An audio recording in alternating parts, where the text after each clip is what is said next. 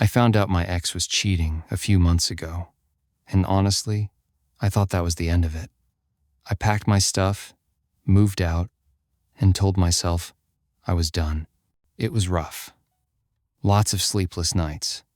Way too much overthinking. But I started to heal. Then about 2 weeks later, she texted me out of nowhere, asking if I could help her with rent this month. I genuinely thought it was a joke. I even laughed when I read it. But she was dead serious. Said she was in a tough spot, and that since we'd lived together before, I should understand how hard it is out there. I don't know what kind of mental gymnastics you have to do to cheat on someone and then ask them for money, but apparently she nailed it. The crazy part is, for a second, I almost said yes. Old habits, I guess. I'd always been the one handling rent, utilities, groceries, everything.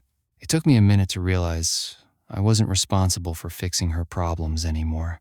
I told her no and blocked her after that. Since then, I've been working on getting my finances fully in order, budgeting properly, tracking every expense, and focusing on rebuilding my credit.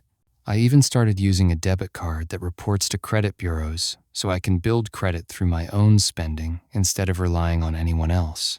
It's wild how much peace comes from having total financial independence after being tied to someone who drained me emotionally and financially. If there's one thing I learned from that mess, never mix love and bills unless you're sure you're both actually on the same team.